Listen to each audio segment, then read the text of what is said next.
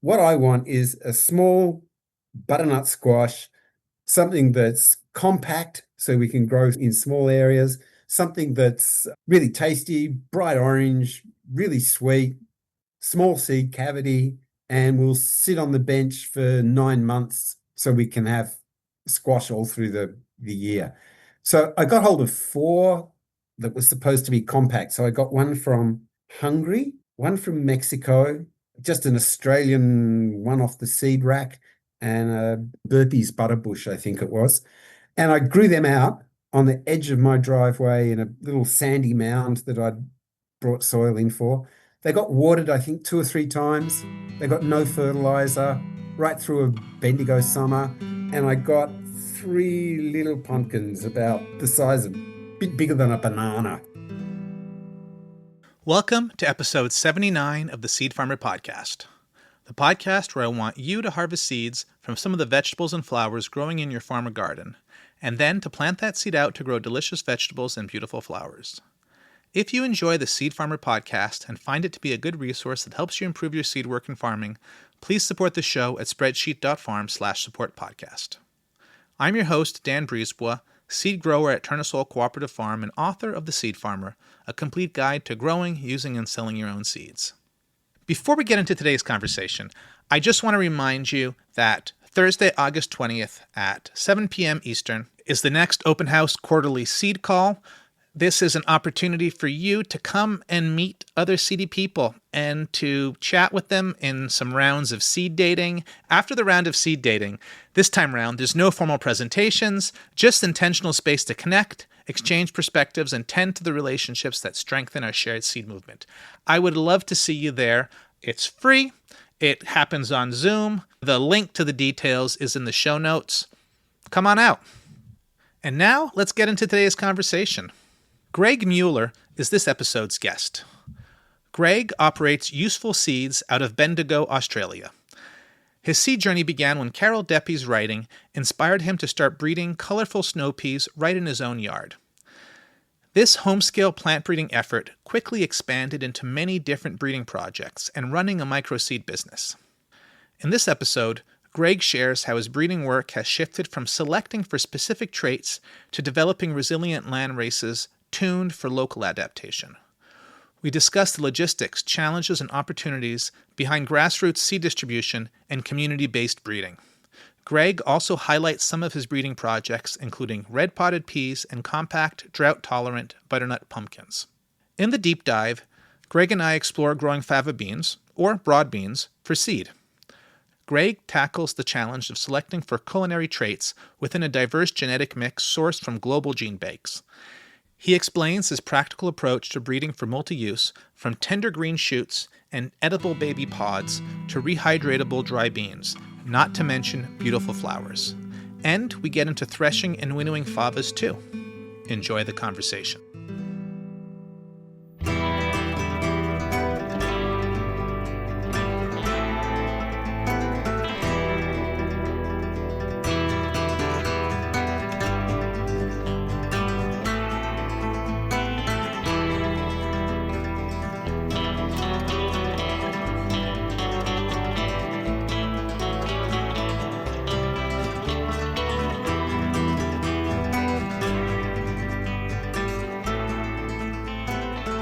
Hi, Gregg.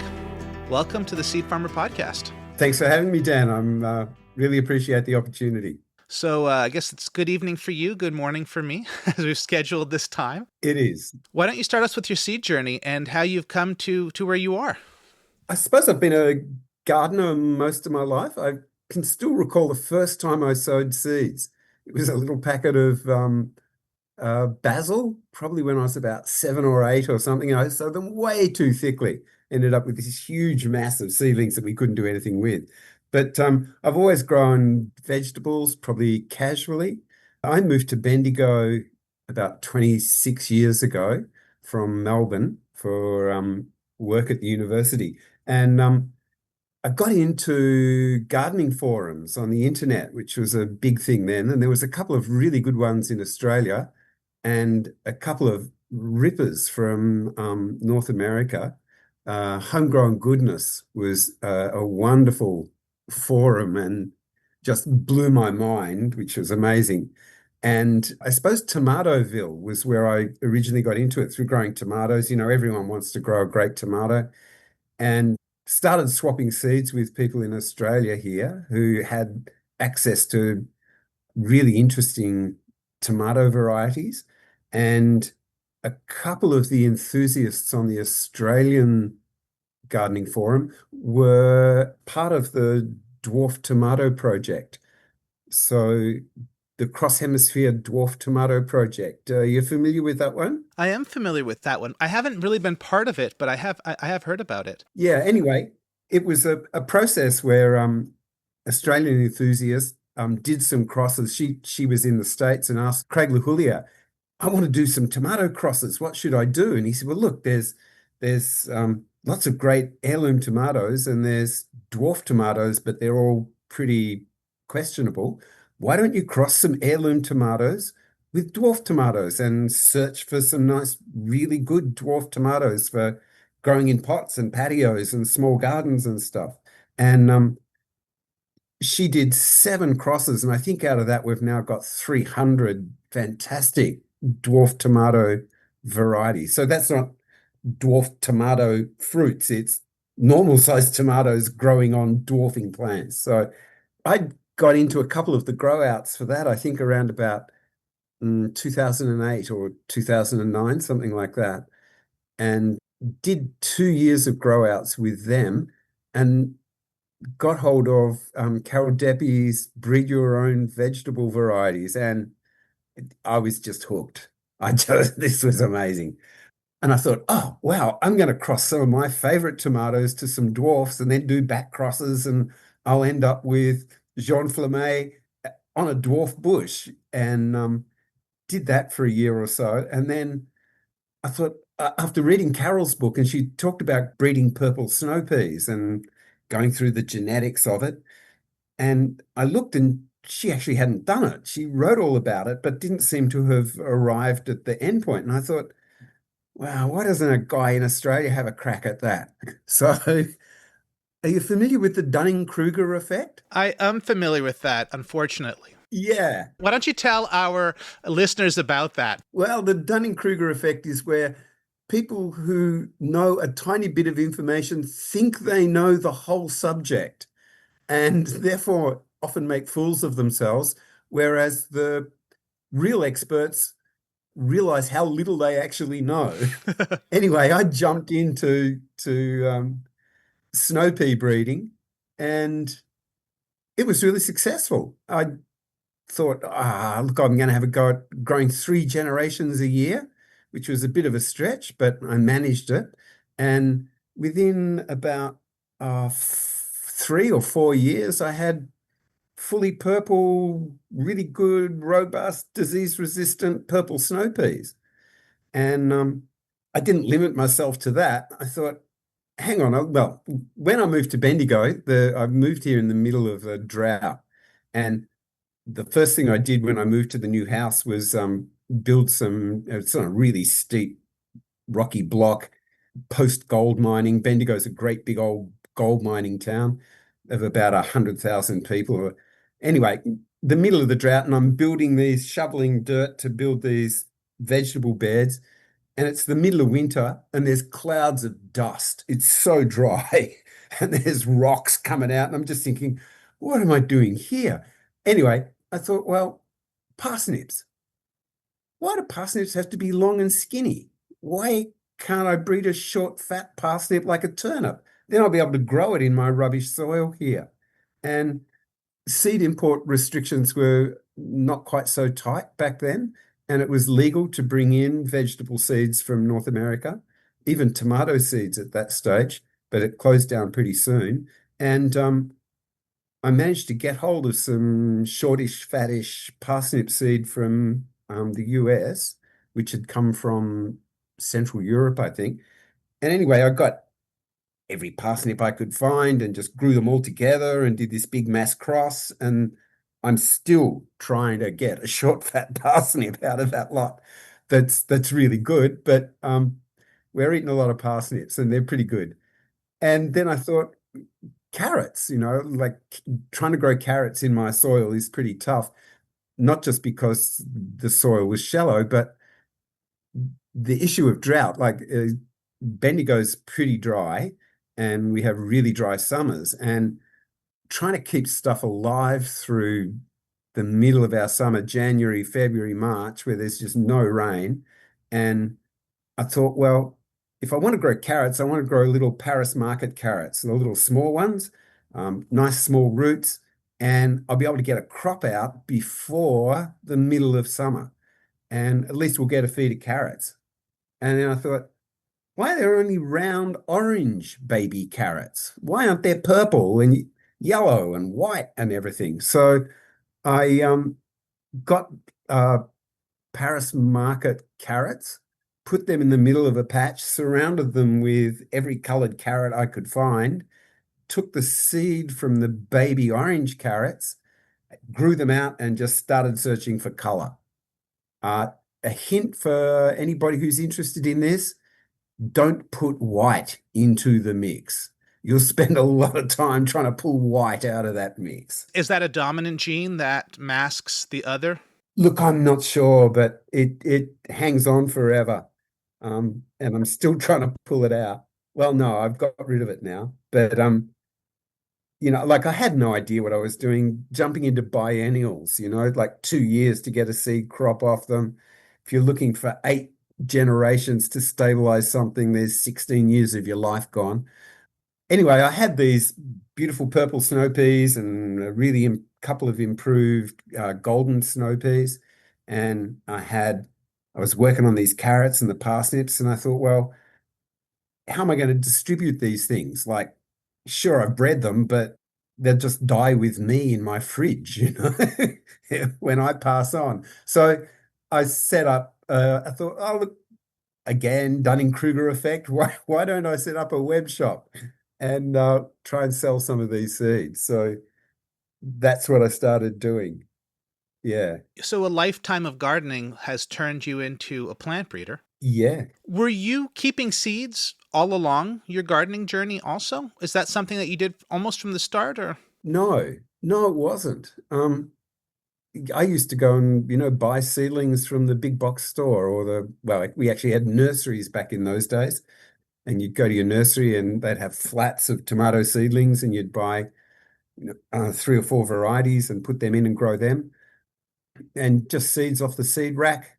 And it was only when I started getting into the heirlooms that you couldn't buy and you had to trade them that I got into saving seeds and trading with other people. Yeah. I'm probably just driven by curiosity, Dan. I can get that. I understand that. Yeah, I just and getting into vegetable breeding, there was this universe of possibility.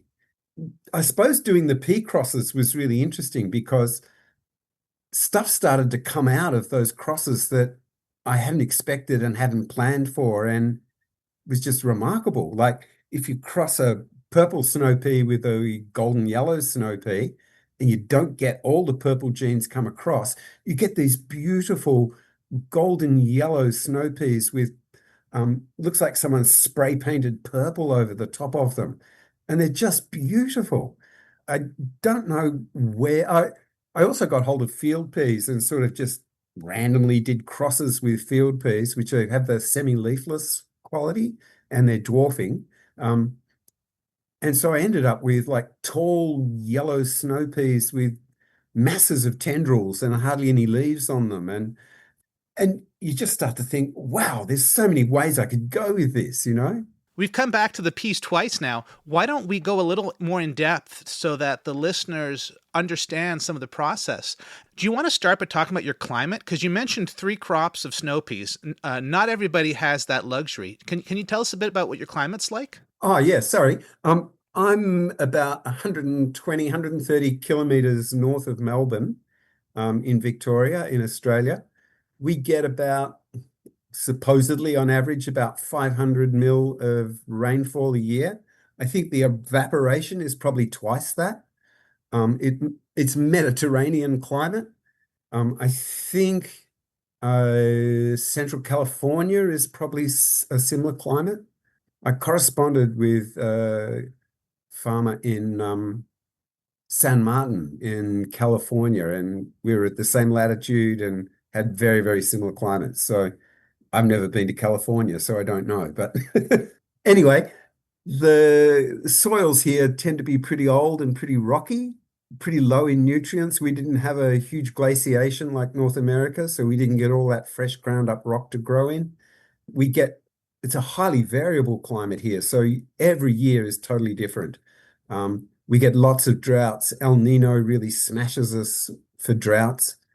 And the rainfall tends to come from the west and up from the Southern Ocean, and it just dies away as it gets over the very low divide between southern Victoria and central Victoria or northern Victoria, where I am. So you often see those rain radar just fading out as it comes towards us. As for peas, I mean, I'm no expert at growing veggies. I'm really not. I don't come from a market gardening background. I don't come from a farming background. I just come from a dabbler. I suppose just, yeah, like I'm really driven by curiosity. I always have been, and I'm still really curious about stuff and just how it might go. What would you say the temperature variability is for you over the growing season? Oh, right. We get mild frosts here. The house where I started growing, I was on a hillside. So the block next door to me, the playground next door, it was like suburban Bendigo, a little tiny, small suburban block. And it was on a slope, but the cold air just used to fall away into the nearby valley, and I never got a frost there. But middle of summer, we often get 43, 45-degree days. Not all the time, but you'll get heat waves every year that come through with that. I probably start growing stuff in September, like spring and summer crops, August, September, and I could get seeds of peas off mid-November, and then going to the shade at the back of my house, I could coax, poor suffering little pea plants to produce a few weak seeds, probably over February, March. And then if I was lucky, pop them in and get a crop off before downy mildew or powdery mildew hit in late autumn. I only ever tried that a couple of times because when you're breeding, if you do a cross, you get a handful of seeds from that initial cross of crossing this purple pea, potted pea, with that snow pea. And you only get one pod with maybe 6 or 7 seeds in it. And you only need to grow out one of those plants for the genes to do all the combining and get, I don't know, 10 or 20 seeds off that one plant. You don't have to get thousands of seeds to then carry on that breeding project. And so I could do that in the middle of summer, just coax a couple of weeks pods off a plant and then try and grow it out again before the cold and wet of winter. So I think you've lined us up well. What was the initial cross you did on your pea project? Yeah, I wish I knew exactly what it was because I grew 3 different snow peas together, melting mammoth, Yakumo, and another one, and they're all heirloom snow peas, and crossed it with purple potted. That's the only name I got for it here, and did that cross, but the parent snow peas were all tangled together, and I just tagged one little 2 flowers, so I'm not sure exactly which parent it was, and then grew them out and did a few other crosses as well. And then, I've got this stud book that's just full of pages and pages and pages of lineages and tables that show all the characteristics of each. And then once you start down that road, it's you're burdening yourself with doing more record keeping than gardening. Oh, there is so much to keep track of if you're looking at everything. Yeah. And that's probably why I eventually um, changed tack and went into diverse population breeding, which is where I'm going now. And I really embrace that. And we'll definitely get into that. I'm going to linger on the peas a bit. Yeah. How did you do your first cross? I just, Carol Deppe, I think, suggests going out with a scalpel, and I tried, or tweezers, and I tried that the first time. Then I got online and I found little tiny insect mounting forceps that I bought from an insect specialist online seller, and they're really good. And then I went and bought myself a $20 fold down magnifying headset, like a jeweler might use or somebody doing fine work. And I'd just go outside with the headset on and just pull apart the flowers. You strip the pollen off one parent and open up a flower on the other and pull all of the male parts off that one. So you emasculate the mother plant, go and get some pollen from one of the other plants. And just with forceps, you can just take that flower over and rub it on the female one. And I don't know, the very first one I ever did was just successful. Like it was just, I don't know, it was so easy to do. I thought, why doesn't everyone do this? This is the first time you crossed something. Yeah. So I don't really do a lot of hand crossing. I don't have the patience for that. I much prefer to have the birds and bees do that, which with peas is tough because peas have a flower where everything is tightly wrapped. The stamens and the pistil are all protected in the petal, which is why you need to go in and do that manual cross. So I was going to ask you, what did you look for to know that you should choose those flowers? But it sounds like you just chose flowers that were there. I think I must have lucked at just the right time. And as I did more crosses in further years, um, getting that sweet spot just in the nice bit of spring when the flowers are opening really nicely and there's flowers everywhere, and you just pull them apart and you go, oh, no, look, that one's shed all of its pollen. That's already been pollinated. That one's, you just nip it off and chuck it away. And then you go further up the plant looking for slightly younger flowers and buds and stuff. Once the flower's fully open, it's usually too late. The other inspiration, I think, was Rebsy Fairholm, I think, Daughter of the Soil was her online blog from the UK. And she was doing a lot of pea crossing as well. And I think she had a couple of videos that sort of helped.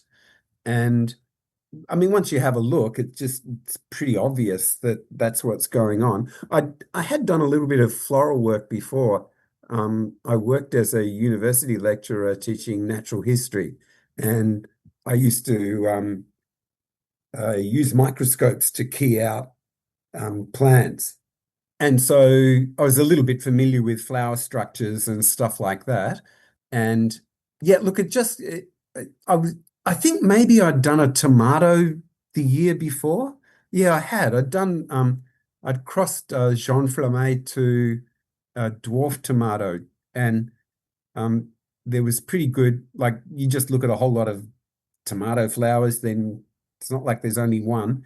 And you can play with that a little bit and you can see after a while which ones have shed pollen and which ones haven't. And you sort of get a bit of a feel for it pretty quickly. Because you need the pollen to be alive. You need it to be fresh, and you need the pistil to not have already been pollinated.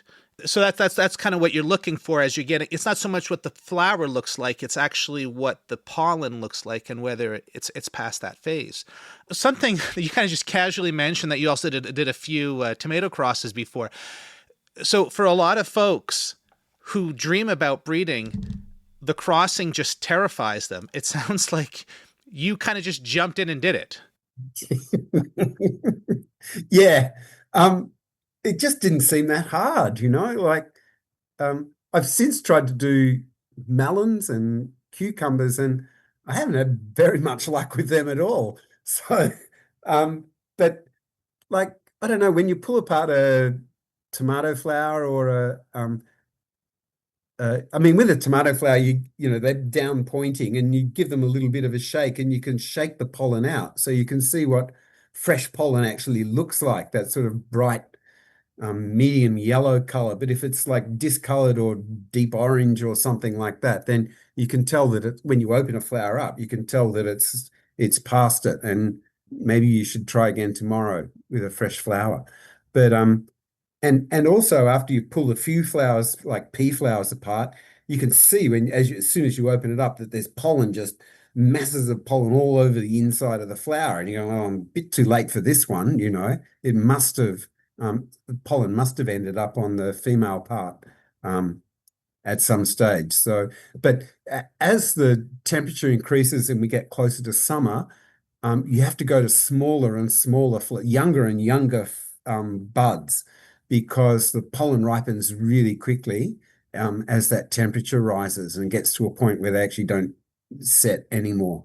And so I suppose I'd have to look through the book, my diaries, to see exact dates. But yeah, once the weather's heating up a bit, yeah, the window's closed. You just can't do it anymore. Once you've made your cross, how do you protect the flower, or what do you do to the flower? Well, the forceps have got this lovely little nice point on it.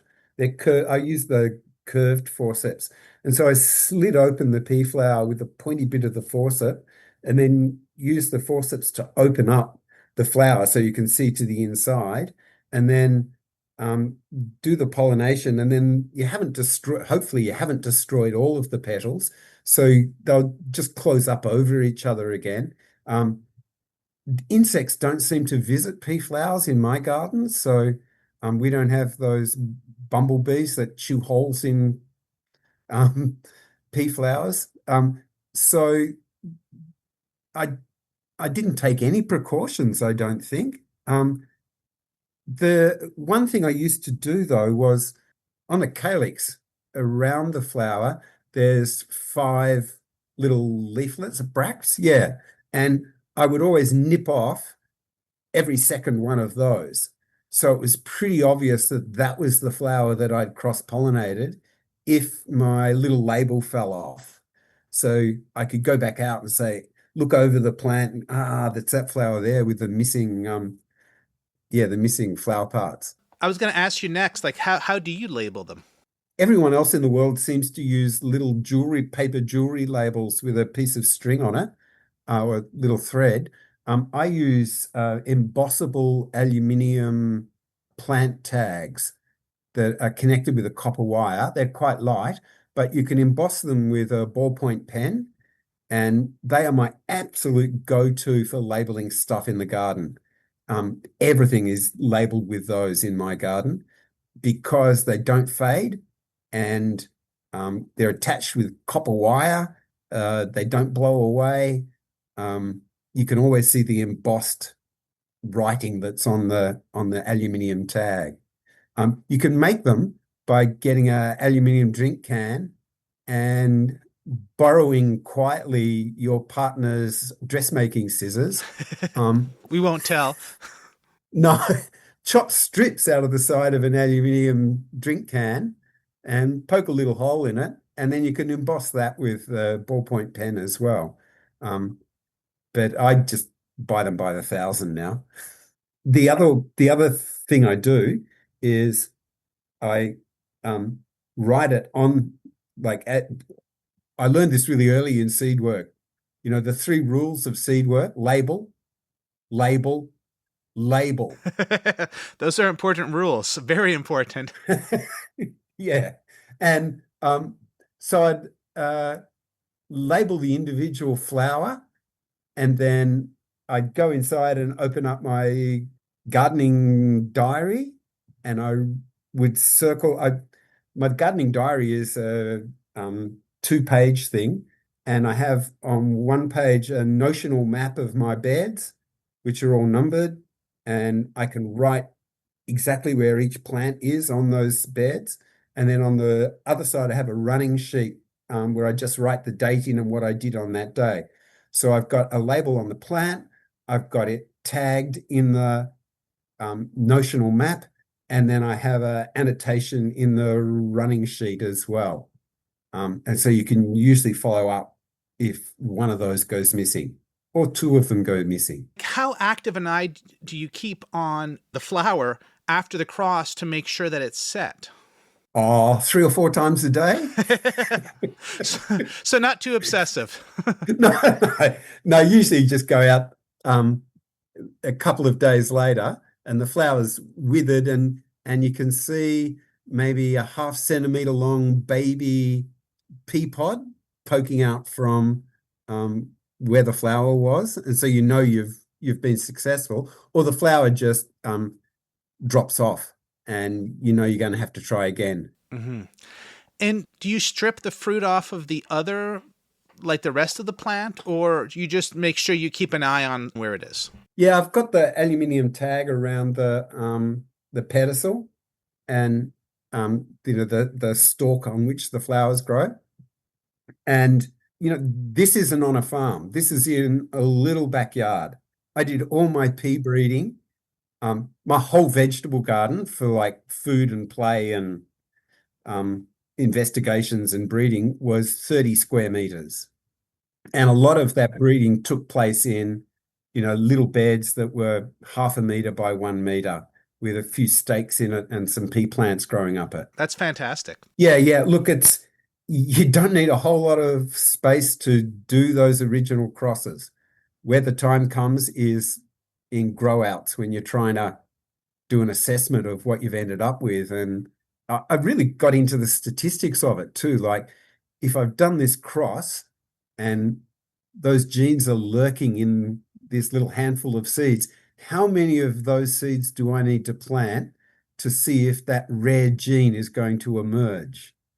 And about for a relatively obvious recessive gene, I reckon about 8 plants is enough to see whether you were successful or not. You're not going to be 100% sure. You're going to miss some of them, but you're up, I think, around about 90% or something like that. I don't know. Look, don't quote me on those numbers. I'd have to go back through my books to see again because I don't do that stuff anymore. Mm-hmm.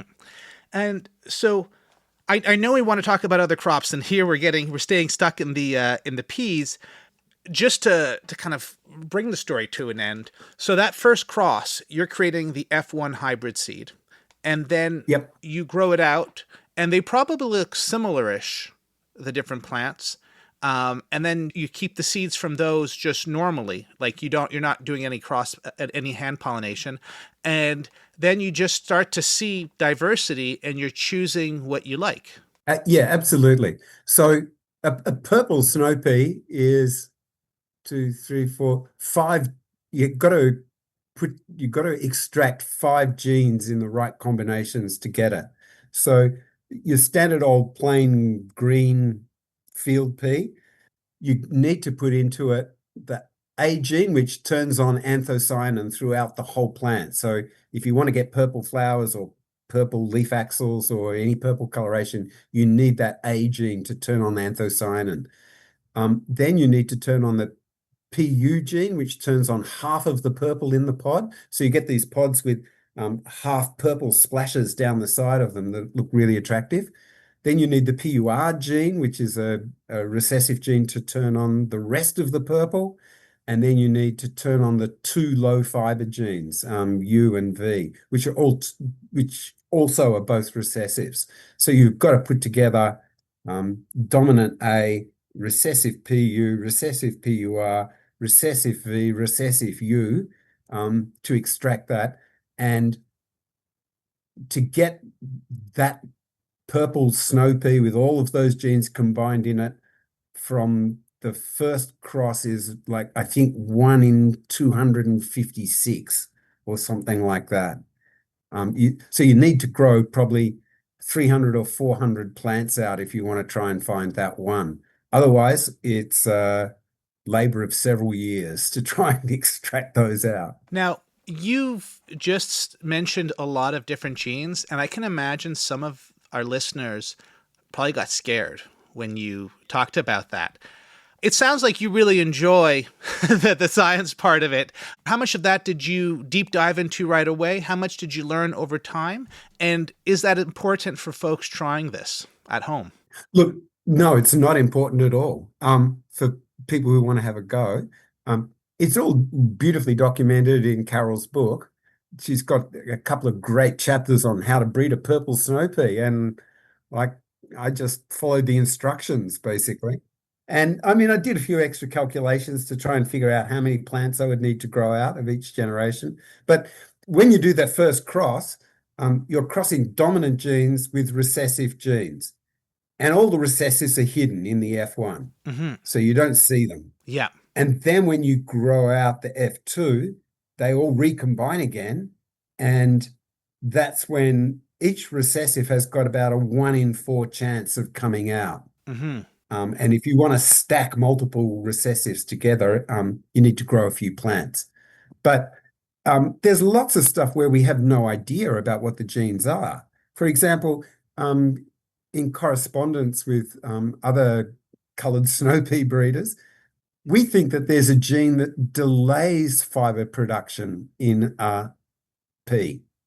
So it might not have the no fibre genes, but it looks like there's a characteristic that just says, no, I'm going to delay fibre production until I'm a big fat pea pod.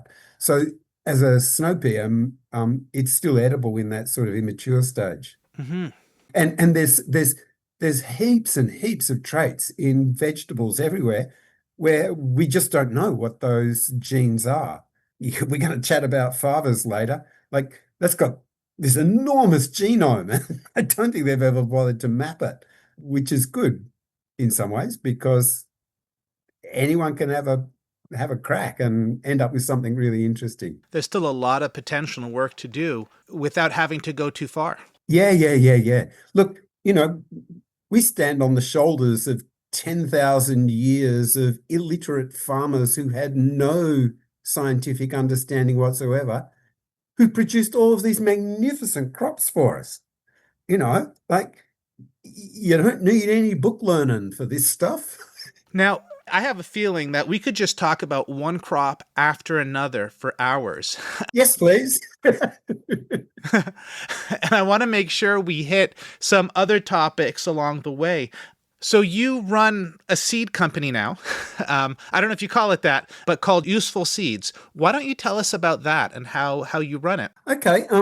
It's pretty much purely online.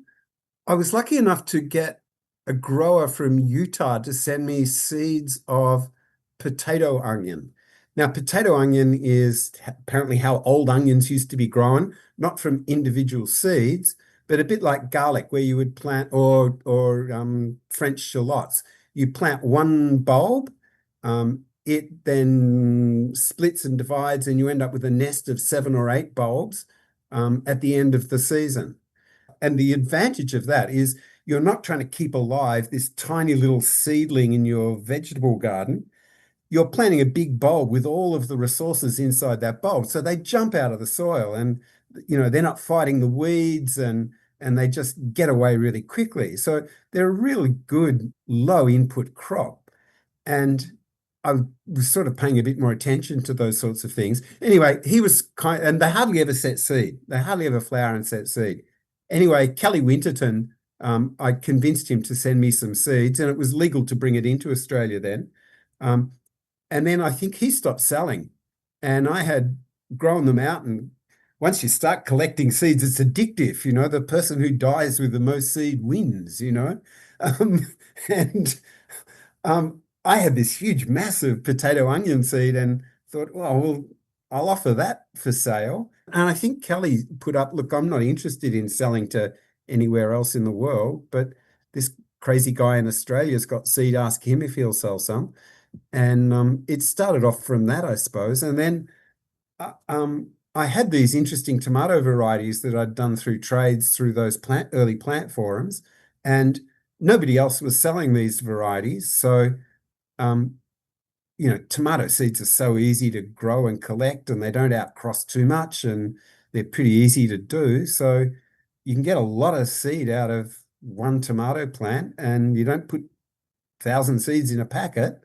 So yeah, we just said, well, look, let's set up a little online web shop and see if we can sell some seeds. And yeah, I suppose for the first 5 or 6 years, it almost paid for the internet.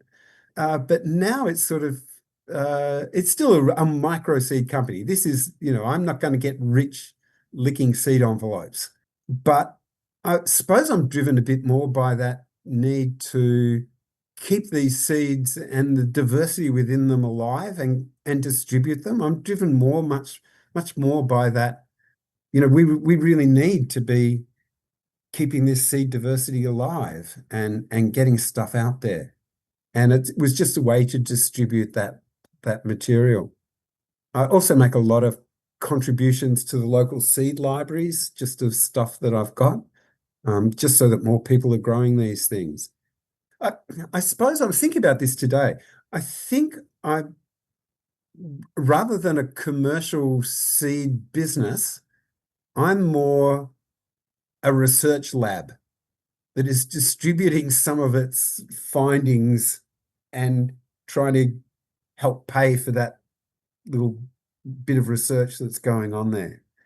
I can't produce huge amounts of seed, And the other thing too is I can't be bothered putting the effort into trying to turn this into a huge profitable seed business. Growing seeds is not even a quarter of the job. The selling, the marketing, the online stuff, the posting it out, the follow-up, the germination testing is probably 3/4 of the work. And frankly, that doesn't really interest me very much. It doesn't stimulate my curiosity. Once you've done it a couple of times, it's not that interesting.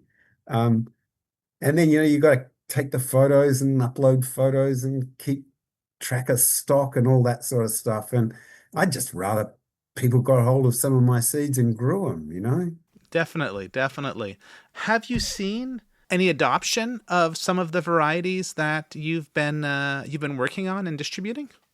I have. I noticed that a couple of the other small seed companies in Australia are now selling some of the varieties that I'm pretty sure I introduced. And that's fantastic. I love that more people are growing some of these great varieties. And when I got into some landrace breeding, I bred a really nice butternut pumpkin Grex, and that's now been I've distributed that, and every report I get back from people from subtropical Australia right down to southern cold bits of Victoria all reckon it's just a fantastic butternut pumpkin. So butternut squash for North America. Yeah, so I'm really pleased with that. And that's a plant we should actually talk about. Let's hold the butternut pumpkin for a moment. And the other thing I wanted to talk to you about was, so you work with a community of seed growers. Yeah. There's not many people who are interested in seed breeding for home growers in Australia. Maybe there are hundreds out there and I don't know about them, but everywhere I look on the internet and all the searches I've done and talking to other people and stuff, there's not many people doing this sort of stuff. So, and we're pretty widespread too. At least half of them I've never met. And there's probably, 10 or so people that I correspond with. In an attempt to localize a little bit of this breeding work, I thought with this butternut squash, I'll just distribute the seed out, let other people grow it out, and I'll get some feedback. And they'll also be subjecting those plants to stresses that aren't at my house. And if I get seed back from them, then we'll be able to pool that and we'll get some nice genetic or bit of varietal diversity, which will be a good thing because it was a diverse crop to start with. Anyway, the first year I put it up on a local Facebook gardening group in Bendigo, and I probably gave out 50 packets of seed, and I got one packet back that year, and another packet came in the next year when I ran into that person in another town. So yeah, there wasn't great seed return coming back from that. And that sort of annoyed me initially. Well, not annoyed me, but disappointed me. But then I sort of realized, well, hang on, this seed now is out there, hopefully being grown in at least 50 locations, and people are sharing that around. And the fact that I didn't get any back is neither here nor there, really. And this is not unusual. When I talk to the people in going to seed in the States, um, yeah, 5% returns, 10% returns is about what they expect from community seed distribution, even when that's an explicit part of the project. And it's not that surprising. Like, I'm obsessed, you know. These are my plant children. And 8 months later, you know, after someone has got this free seed from me, who doesn't want free seed, you know? They've got this free seed from me, and 8 months later, Gregg's crazy obsession with growing butternut squash is not high on everybody's agenda. You know, like life gets in the way and they ate them all, or they gave them all away, or the rats ate the seed or whatever. So, and then they're disappointed, and like, you know, there's a million reasons on why those seeds might not come back. So that's not a biggie. The year after that, I thought, no, hang on, let's try a slightly different model. So um, I thought pyramid selling, there's a way to go. Let's organize people into little cells. If I can get a couple of an interested person and get them to recruit 4 or 5 neighbors or friends or people who they grow with, and get them as a little cell to organize together so that they can get support. I mean, part of the issue with broadcasting to 50 different people is there's no way I can service all those people. I can't keep up the enthusiasm. I can't do garden visits. I can't jolly them along or share with them solutions to problems or how stuff is going. And you need that feedback and that support. So I thought if we go down to the sort of terrorist cell size, we can get those local people to support each other, and they're already in a small community, and get them to do it that way. And that was a little more successful because I then only had to contact 5 people to contact 25 people, if you know what I mean. They've all got 5 people each that they're talking to. But again, there was some issues with that. Once you get into selection criteria for your grow out, that's a big intellectual jump from I just want to grow a tomato and eat it and give some seed back. So once you put the idea that you should be selecting for quality and other stuff on a community that isn't part of that intellectual situation, yeah, that people don't really get it, I don't think, or they don't understand it sufficiently. What I'm hearing, and I might be wrong, you have a project or a population that you're selecting for certain, you used the word quality, but like that means there's certain shape, flavor, taste, growing. Like you have an idea where you want this project to go, and you can verbally describe it, but there's a lot of it that's just like you when you see it, you know it. And Yeah. these other people, they hear your description, but they might interpret it differently, and they might like something different. So they're not going to be choosing in line with what you are thinking about. Am I online with that? Yeah, that's part of it. And I think the whole concept of selection, I think, is that you need to be actively selecting is just foreign to people's ideas. They expect everything just to be, you know, seed in, vegetable out. It'll just keep going on and on forever. And I think it's also an issue with some of the landrace breeding projects as well. Even though you talk about it, I don't think conceptually a lot of people are across the idea, and I'm still interrogating myself about how good I am at actually selecting stuff.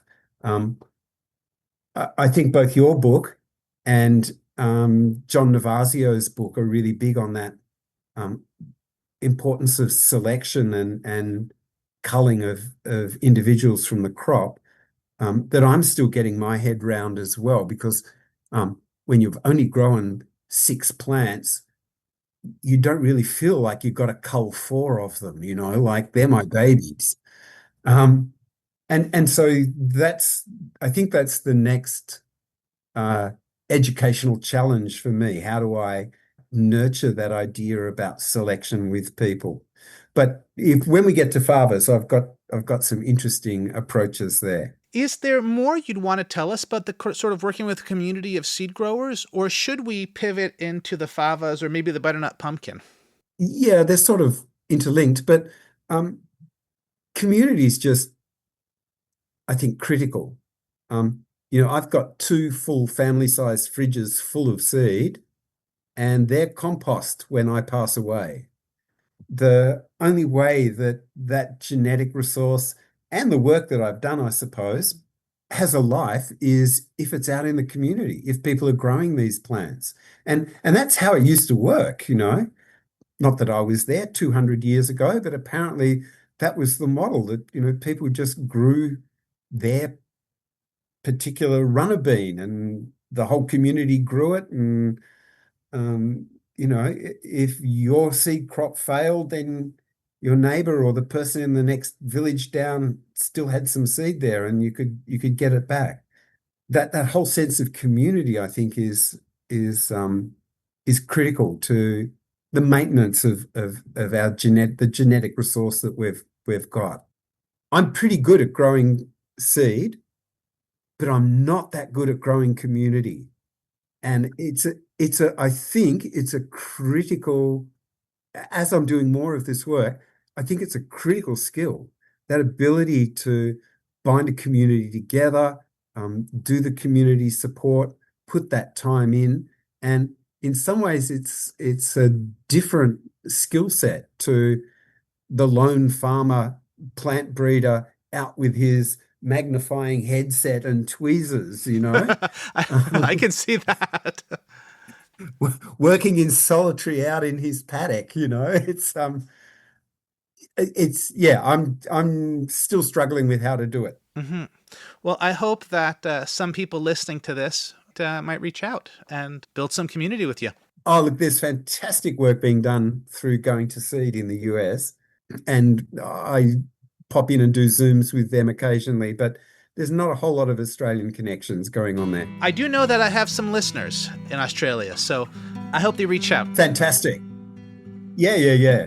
I'm always here, and I got plenty of seed. If you're already a seed farmer, or even just thinking about harvesting seed from your plants for the first time, head over to seedgrowers.farm for my free seed grower resources. There is cross-pollination information, seed yield information, even a few seed spreadsheets. There's also a list of my favorite seed books and podcasts. While you're there, you can also sign up for my weekly newsletter to get seed grower tips and stories straight into your inbox. So head to seedgrowers.farm for my seed grower resources. Now, back to the show. Now, do you want to touch on the butternut pumpkin before we get into favas? Yeah, look, after I'd got into that pea breeding and coloured baby carrots and short fat parsnips and putting some diversity into perennial leeks and a few other things. Oh, and I also got hold of is it Tim Peters, the breeder from the US, and he had a little small melon called Farthest North melon, which was an early season melon, single serve, about this big. I got hold of some of that seed from Frank Morton's company and a few other things from Frank as well, some of his mixes. And I slowly began to, well, I started working on a little gorgeous lunchbox cantaloupe melon, which is, I've got a cracker one of them. It's fantastic. Anyway, Frank was distributing his hot mustard greens. I think he had a magma mustard mix and a frilled dragon, and they were diverse mixes, that you could. And I started to drift into this idea of mixed up genetics, and and Joseph Lofthouse's work on landrace breeding that he was doing on homegrown goodness. Like, I was just appalled at what he was doing to our beautiful, pure heirlooms. And then as I started to think about it over a year or two, it was like, hey, no, this makes absolute good sense. So I started to think much more about getting into that diverse stuff. And he had done some work on growing cantaloupes in his high altitude Utah Valley, where no one else could get them to market. And I thought, oh, hang on, I'm going to have a crack at butternut pumpkin. So one year I got hold of a whole lot of different moschatas or moscatas, I think they're supposed to be called. Um, and I grew out them in my one big long veggie bed. And I ended up with, benches full of all these pumpkins, and they were inevitably watery and lacking in flavor. But some of them were good, and I thought, no, I should try something else. So what I want is a small butternut squash, enough for one meal or two meals so it doesn't go off in the fridge. Something that's compact so we can grow in small areas. Something that's really tasty, bright orange, really sweet, small seed cavity, and will sit on the bench for 9 months, so we can have squash all through the year. So I got hold of four that was supposed to be compact. So I got one from Hungary, one from Mexico, just an Australian one off the seed rack, and one of, I forget what the other one, Burpee's Butterbush, I think it was. And I grew them out on the edge of my driveway in a little sandy mound that I'd brought soil in for. They got watered, I think, 2 or 3 times. They got no fertilizer right through a Bendigo summer. And I got 3 little pumpkins about the size of, a bit bigger than a banana. And they had seed in them. I grew those out the next year, and they had to go into a bed where there was water and fertilizer, but I got these fantastic butternut squash out of it. And then again, I got the seed out of that, and I just let the bees do it. I didn't do any crossing. It was just anything that survives. That contributes to the gene pool. Anything that doesn't is out. So then I grew out, I think, 12 plants of that in little sibling groups, and 2 of those sibling groups just stood out for their productivity and everything. And they're the ones that I mixed up, and I just started distributing the seed of that. Now that seed has gone to Shane Simonson up in the Sunshine Coast, subtropical Australia. It's been down to Mount Macedon, where it's much shorter and colder weather than here. And everyone just remarks on how tasty they are, how well they produce, and how tough they are. And they can just get neglect. And I thought, well, this is the way to go. This is the seed that I should be producing. Can I drift into favas now? Broadbeans. Now it's time to do a deep dive on favas for sure. Yeah, okay. There's an organisation in Australia still owned by the government, which is great, not far away from here. Just to the north of me, we've got a cropping area, and they grow a lot of wheat, but they have a break crop of favas, which go into animal feed and get exported to Asia, because hardly anyone in Australia really eats fava beans, not much. And the Australian Grains Gene Bank has this 2,000 accessions of different favas, and they're in the International Gene Bank organisation. And even little people like me can write to them and say, hey, can you send me these accessions?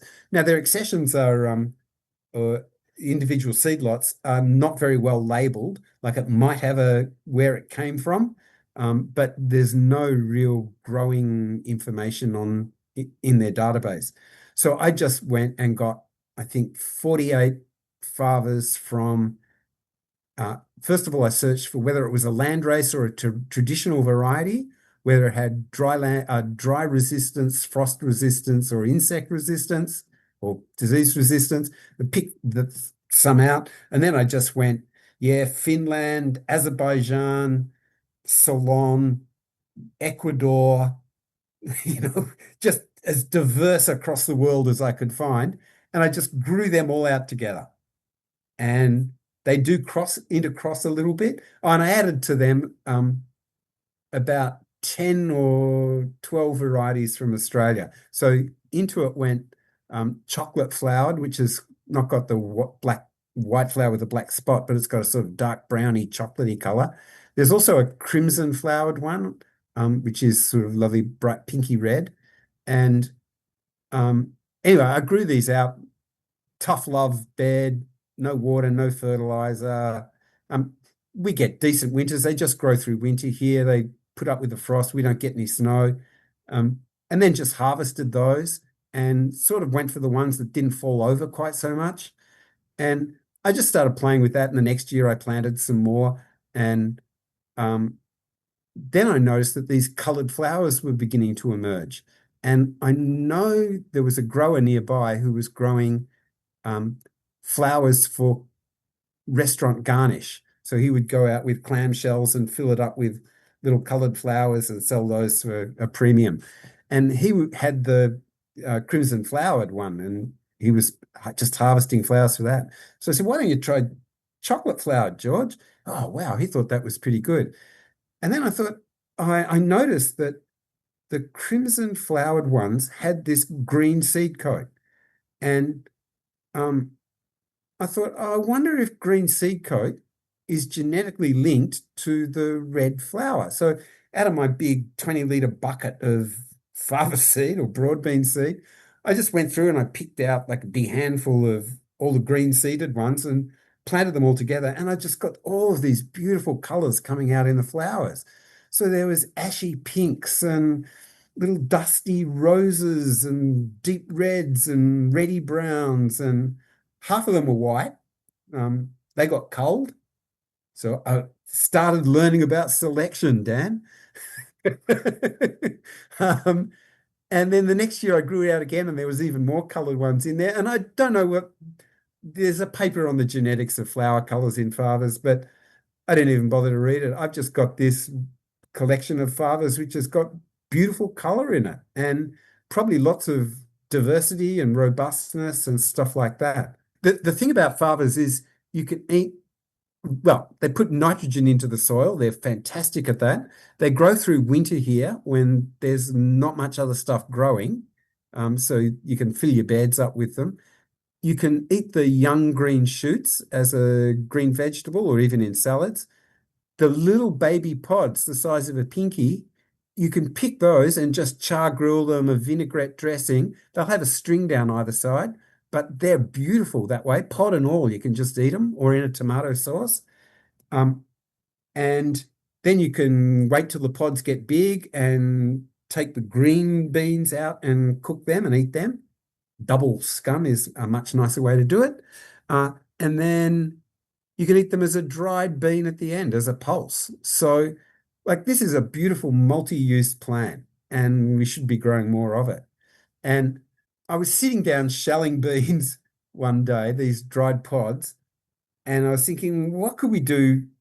I've had all this fun just growing them all out. I've seen all this beautiful diversity. What makes sort of some culinary sense? Well, I was sitting there shelling them and I noticed that some of the shells were as hard as a piece of wood. You have to crack them open to get the seed open. Other ones were just had very thin dried shells. You could crush them in your hand and it would just turn to powder and string, and the dried beans would fall out. And I remember with snowpeas, like the crushable pod trait means low fiber in the pod when you're doing snowpeas. So if you get a whole batch of mixed dried pea pods, you can really easily pick the snowpeas out by just crushing the pod to see whether that was a snowpea. You actually don't have to eat it as a snowpea. You can detect the fiber characteristic even when they're dry. And I suddenly thought to myself, hey, we could find low fiber broadbean pods that would make the little pinky sized ones like really delectable with low fiber in them. And we can select that at the dried pod stage when we're harvesting the seeds. So we've pulled those out. And then I was also thinking, because I tried to make um, falafels and hummus dip and stuff from the dried beans, the seed coat, the tester on the seed coat of the big beans can be pretty rubbery. And it's much nicer to eat them if that seed coat isn't there. And I thought, wow, if I rehydrate these overnight, the ones that fully hydrate have probably got thin seed coats. So what I ended up selecting out was crushable pods for low fiber, put all those seeds into various bowls and cups and stuff to rehydrate. Anything that rehydrated, that got planted. The ones that didn't, that was green manure crop. So I'm in the middle of that now. So I distributed those seeds to a few of the growers, and hopefully we'll get some results back. In springtime. So that's a work in progress, that one. But this is what I love about plant breeding. You get these emergent characteristics that you had no idea were in there, and it's just intriguing. I love the story, and I love that there's an aesthetic, visual component of the flowers, the way they look. I love that you're looking at the tactile and the cooking uses. I think that's a really good example. And you're not looking for something uniform. You're looking for something that has a diversity that will adapt. And I guess you're also looking for resistance to lodging, the ones that aren't falling down. So there's so many criteria you have all mixed together. Yeah. Yeah, and the other thing is it's going to be an ongoing project for some time, I think, to pull all those characteristics out. And interestingly, I was reading Adam Alexander's Accidental Seed Heroes. I think you've had Adam on the podcast with his first book, Seed Detectives. I actually had him on for the second one. The one that you have in your hand is the one that we talked about. Yeah. Oh, okay. And he talks about people growing favas in Syria and that they actually have specific ones for eating as little baby pods. And we don't have those here. Like no one's bothered to develop them or investigate them. So, and I think a lot of that material has also disappeared from Syria after the civil war. So, who knows? Maybe we're doing useful work here. In terms of growing the favas for seed, is there anything that you want to tell the listeners in terms of what you look for when they're ready to be harvested or anything? Yeah, look, they're a fantastic one for beginners, I reckon. Here they grow right through winter. You're eating them in spring. You can always leave a couple of them. They develop big green pods, and those pods actually turn black, like dark brown and then black as the plant dies back. And here, the farmers who are farming them for a dried pulse, that they'll leave them in the field for weeks, months even, and they just sit there as long as they're not. Yeah, look, they don't even if you get rain on them, they don't seem to be affected that much as long as it's not a week of deluge or something. And yeah, you just pick the pods off when they're hard and dry and almost black. Throw them into a big bucket or a tray or a tote. Put on some soft shoes and some dancing music and jump up and down on the pods, and you'll just get masses of seed come out of it. And then you can winnow it. I just found a video of myself. I actually use a leaf blower to winnow the pods because the seeds are so big they don't blow away. Yeah, it's fun. Well, why don't we start to pivot into the wrap-up questions? And what would you tell your younger seed-growing self? Nothing.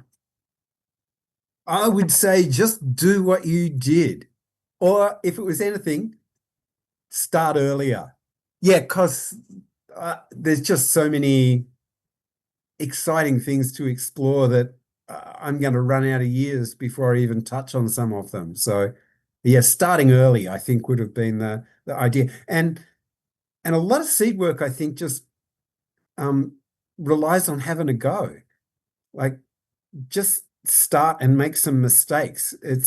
any seed you produce is going to be better, way better than anything that you buy usually.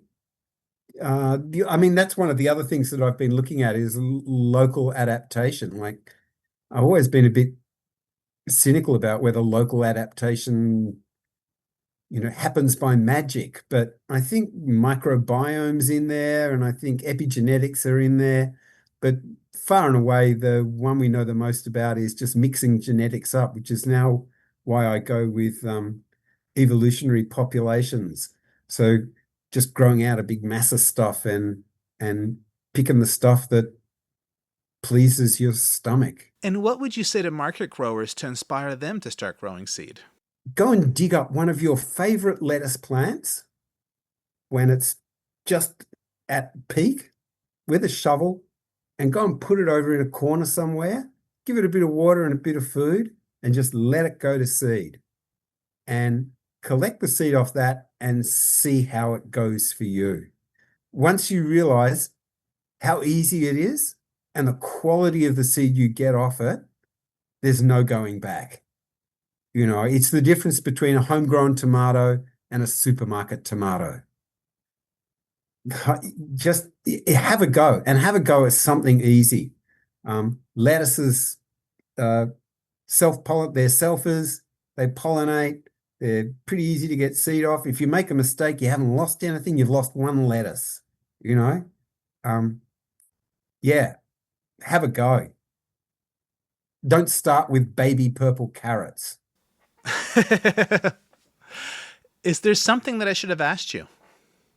We could have talked for hours, Dan, but one thing that I'm just getting into at the moment is some small grains work. So instead of putting diversity into the genetics of a single species, growing a couple of different species together, like rye and wheat, which have complementary growing conditions. If one suffers a bit, the other one will kick through. And that's how a lot of crops were grown in the past. And I'm just trying to get my head around how we might do that with some of our other crops. Maybe mellow, like Armenian cucumbers and normal cucumbers, which are in different species.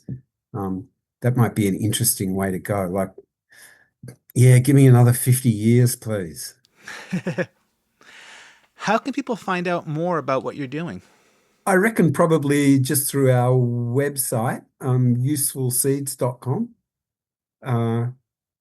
And you can send me an email there if you like, or send me usefulseeds@gmail.com. And I also put a little bit of stuff up on Instagram. And if I find the time and the energy, I have just started a YouTube channel to put up some of my videos, but we'll see how that goes. Yeah. Oh, and yeah, look, I'm really receptive to people reaching out.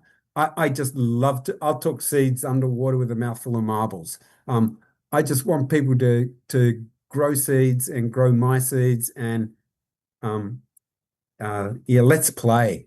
That's fantastic. Thanks, Gregg, so much for coming on the podcast and chatting about all your projects. Not all of them, Dan. A touch of them. Yeah, but look, thank you so much for the opportunity to talk about this stuff. Yeah, the more people who know and go out and do this, the better. We've got to grow our own seeds. Well, have a fantastic rest of your day. Thank you, Dan. And that's episode 79 of the Seed Farmer Podcast. A huge thanks to Gregg for being on the podcast. And thank you to Sophia Sedalton for the theme music. You can hear more of their music at sophiasedalton.com. Thank you to Molly Brisebois for editing this episode. And thank you so much for joining me in these conversations with seed farmers. You can find more seed growing resources on my blog at seedgrowers.farm. While you're there, you can subscribe to my newsletter full of seed growing, crop planning, and farm spreadsheets. You can also find out where to order a copy of my book, The Seed Farmer, a complete guide to growing, using, and selling your own seed. And you can support the podcast at spreadsheet.farm/supportpodcast, or follow the link in the show notes. If you haven't already subscribed, now's the time. You wouldn't want to miss the next episode. Until then, happy farming.